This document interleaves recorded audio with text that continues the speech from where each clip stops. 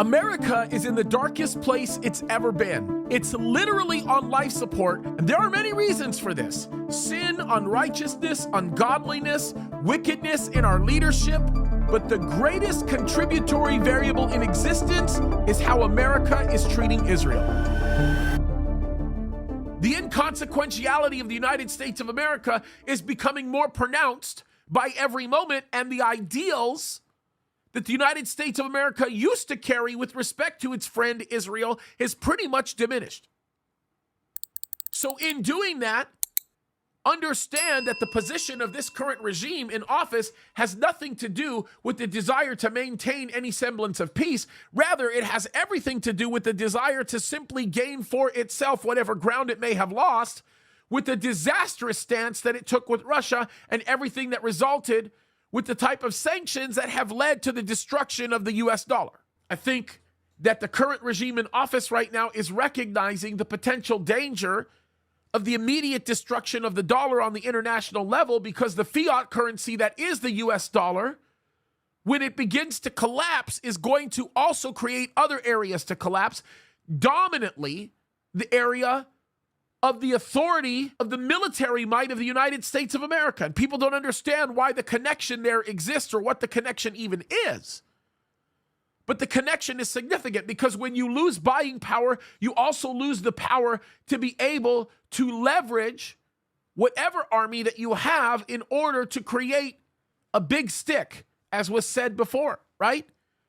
You're unable to be able to take a stand regarding particular issues, and it creates a problem for yourself that is uniquely and remarkably detrimental. Why do you think that the deep state is so significantly tied to the idea of entering into endless wars? When you go into war and that war becomes something that is complicated by the participation of a majority of nations, nobody starts adjusting currencies. Nobody really looks at currencies unless that currency goes into a detrimental state. And when that happens, then the whole system has to change. By the way, this is interesting, because when the US dollar fails, and it likely will sooner than later, then you have to be able to come up with some type of an alternative that is based in something that is absolutely intangible, because there's no way in the world that every reserve currency out there can make up for the deficiency that will happen when the US dollar falls off. In other words, let me give you the more modern day layman terms. We are very quickly headed towards the crash of the United States dollar, and the way that it crashes potentially will end up creating a condition that will require a cashless approach. And the only way that the cashless approach will work is to establish some type of a social-based crediting system that will minimize the way the funds are transferred between people and agencies and organizations, and still maintain some aspect of wealth amongst the ruling class. This is Revelation chapter 6 in the making, folks. That's what we're dealing with. So the insertion, the self-insertion of the United States of America into a discussion between Saudi Arabia and Israel has absolutely nothing to do with the desire to want to see peace brokered in that region. It has everything to do with their positioning in China because of the issues of liquidity that we're talking about, the problem of the threat to the fiat currency that is the United States dollar, and the problem of the massive overhaul that is beginning to happen with how petroleum is even being managed because of what we did to Russia. Once you recognize what's happening, then you begin to realize that the United States of America becomes inconsequential to both of these nations, Israel and Saudi Arabia, because the United States of America over a year ago made itself to be inconsequential to both of these states. How about we talk about that for just a second? Let me take you to a picture of a map that shows what we would call the Battle of Magog, right? Gog and Magog. Now, you'll notice that there are some nations that are listed there. The ones with the red arrows pointing at Israel denote those that will be the attackers. There's lots of attackers that are listed here, right? You've got Rosh, which is Russia. You've got Meshech, Tubal, Gomer, Togarma, which is all Turkey.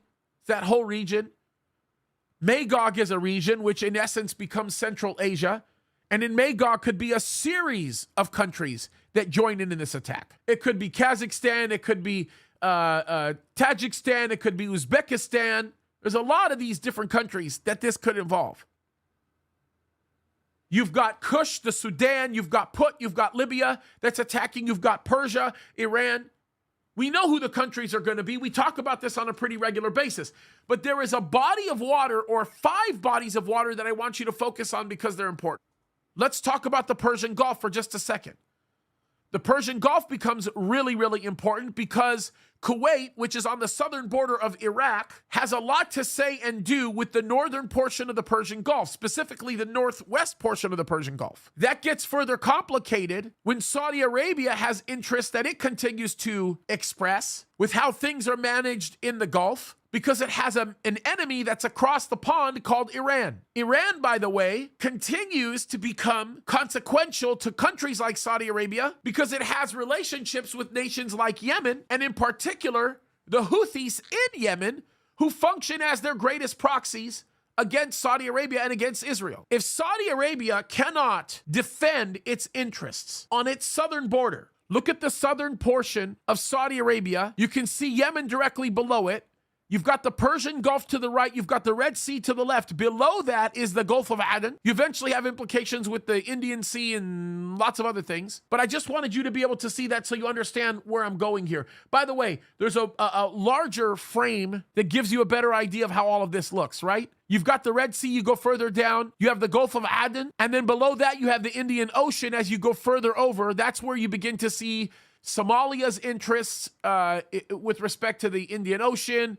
There's a lot of interesting things there, by the way. Mogadishu has a lot to say about what they consider is an asset that belongs to them off the Indian Ocean. There's a lot to talk about there, right? You have Yemen, you have Oman, you have Abu Dhabi, you have all of those other countries that are right there, the UAE, all of these other countries that are there that are also engaging in normalization agreements. They all are significant. So when you look at the southern border of Saudi Arabia, specifically this area where I'm more interested in, Yemen, you have the Yemenis Houthis. They are evil people. They are proxies of Iran, and their whole purpose is to carry out the ideals, desires, and thoughts of Tehran. Now, if you don't know the consequence of what Iran could potentially do, just know this. They don't want Saudi Arabia to be in their hair. They're positioned on a couple of bases, for lack of a better term, that are at the Red Sea. That's what I'll call them. I'll call them makeshift terrorist bases. In Al Salif and Hadidiyah, understand those 2 positions that are there are widely contended. And when you start getting into the Mandeb Strait, which connects the Red Sea to the Gulf of Aden, that in and of itself is being threatened because Djibouti does not have the ability to be able to defend itself on the coast that comes to where the Mandeb Strait is, and it creates big problems, not to mention the fact that the Ethiopian front has created some major complexities, especially where it borders to Somalia and the fight for water. There's a lot that's going on there. But all of this to say, at one point, the United States of America basically said the Yemenis Houthis are not terrorists, which means they're no longer going to be treated as enemy combatants. Well, if they can't be treated as enemy combatants, then the Saudi Arabians cannot utilize its national defense resources that were purchased from the United States of America and in many cases designed in the United States of America to defend itself against assets that might seek to be positioned against national interests of Saudi Arabia, and in many cases Yemen, because the Houthis are no longer a terrorist organization. Now, the bigger picture that does is it causes Iran to carry more legitimacy when it deploys these types of proxy organizations. And then in that legitimacy, the door begins to open by the diplomatic corps, which then prevents swift and very, very concise action against Iran for seeking to do what they want to do in the region. The result, Saudi Arabia is in a world of hurt. Israel is in a world of hurt. Saudi Arabia then tells the United States of America to go pound sand when that happens. And I did a story on this.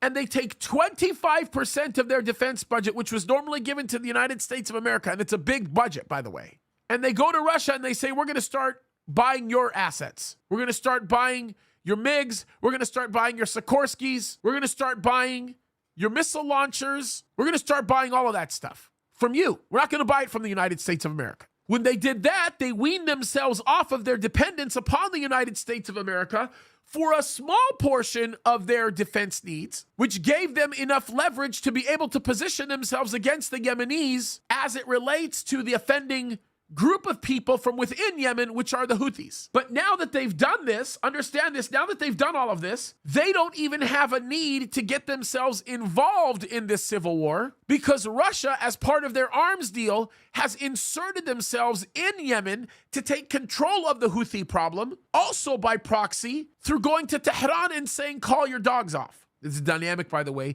that's very similar, that's playing off like this in Lebanon, that a lot of people don't see or understand or recognize with Hezbollah. Hezbollah, by the way, being the most powerful and well-organized terrorist organization in the region. There probably is nobody better than them. By the way, that's not a good thing, right? That's not something that we should sort of rejoice over, because what they seem to do is pretty ugly. But understand this. Israel was burned by the United States of America, particularly the Biden regime, and so was Saudi Arabia. Israel continues to not be acknowledged by the United States of America, particularly Israel's leader, Bibi, and the royal family feels insulted by the actions of this current regime because they have not been given the attention that they have demanded to have, nor have they been given the respect. So here's the question, and it is rhetorical in nature. Do you think there's a snowball's chance in a very hot place that Saudi Arabia and Israel are going to let the United States of America interfere in what might be the most lucrative agreement they have ever entered into? Think that's going to happen? No way. Why?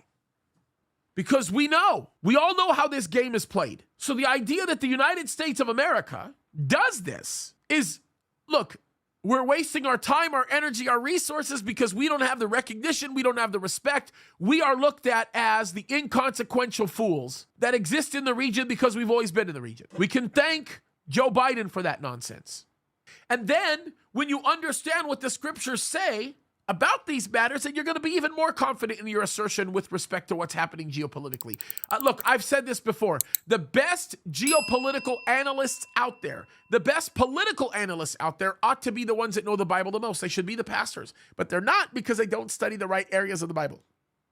So now that you guys have a better bearing of everything that's going on here, maybe then we can talk about this article that kind of inspired me. Now get to started on this, because some of you might not know who the players are. This article is consequential and it's significant to what we're talking about. So here's what it says. I'm going to read this to you and then we'll begin to have these discussions. Finance Minister Bezalel Smotrich said Monday that Israel will not make concessions to Palestinians as part of any normalization deal with Saudi Arabia, as has been demanded by Riyadh and Washington as part of a potential agreement. I'm going to venture to say that this is not really more a demand of Riyadh, more it's a reflection of a demand of Washington, and Riyadh's just basically saying, okay, we'll kind of go with it, but the reality of it is we're not going to let it get in the way of the agreement that we're trying to create. As long as that's stipulated, then we're fine. This is what he says. He says, we will not, this is the quote, we will not make any concessions to Palestinians. It is a fiction. By the way, for those of you that don't know, Smotrich, the finance minister, he also is the person who heads up the Zionism party, which, by the way, is the religious party that is represented in the Knesset, that's part of the government coalition that created Netanyahu's government, right? Smotrich said that while Israel is interested in the U.S. broker deal with Riyadh, I just said that like a complete, like, hola, I want a quesadilla, right? I just said it like anyway, being funny.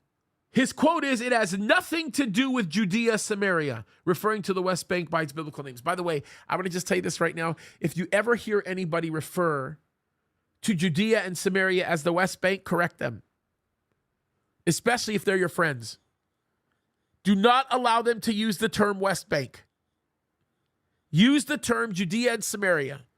The term West Bank is an attempt by haters of Israel to eliminate the biblical characterization of the region and the geography of that time, because they want to rewrite history and get people to think that that geography was inconsequential and that that possession was never in the hands of the Israelis. Nothing could be further from the truth, which is why Judea Samaria is a very, very important piece of terminology to use. Don't ever let anybody use the term West Bank. That's kind of a little side note, but I just figured I would say that. Smotrich is a staunch opponent of the establishment of a Palestinian state and sees his control of the civil administration, which he holds as part of his additional ministerial role in the defense ministry, as a means of extending Israeli sovereignty to the West Bank through replacing the military administration of the territory with direct control by the central government and its ministries. Last week, it was reported that Smotrich was hastily pushing through a plan to expand West Bank settlements and legalize dozens of outposts in the wake of a series of deadly terror attacks. Smotrich also slammed the U.S. as hypocrites, and they're right, after the Biden administration condemned National Security Minister Itamar Ben-Gvir for stating that Jews' right to travel and live safely in the West Bank was more important than Arabs' freedom of movement. I absolutely agree. Smotrich backed his far-right colleague, telling Army Radio that there is no country more moral than Israel, and anyone in the world who attacks us is a hypocrite. I agree. You think the United States is more moral than Israel? Nope, sorry. Even Israel, with its secular humanistic bents, is still the most moral nation, and the way that its government acts is beyond moral. They've done so much more, even to their own detriment. They've gone out of their way to avoid the loss of casualties as collateral damage. They're very good at this. So basically, Israel has made it clear. I don't have to get into the rest of the article, although the article is very interesting. Israel has made it very clear, we're not doing this nonsense. We're not going to allow this to happen. Do you think, honestly, that they're going to be able to do this with the kind of coalition that they have right now? That coalition will splinter, it will fracture, and it will fall by the wayside. And I'm telling you right now, the national security interests of Israel far surpass any other interests right now that are being discussed. I'm going to make myself clear about Jewish people. They're not stupid. They are brilliantly smart. Understand that. You're not dealing with stupid people. You're dealing with brilliant people. You're dealing with blessed people. And whether or not the Jews want to admit it, they are God's chosen people. I oftentimes create the stipulation that they are God's ancestrally chosen people, but that does not mean they're not God's chosen people. They are God's chosen people. And if you bless them, God will bless you. If you curse them, God will curse you. There's a big statement to be made there. God designed the physical land that Israel has the right to possess as a land that will never prosper so long as Jews are not in it.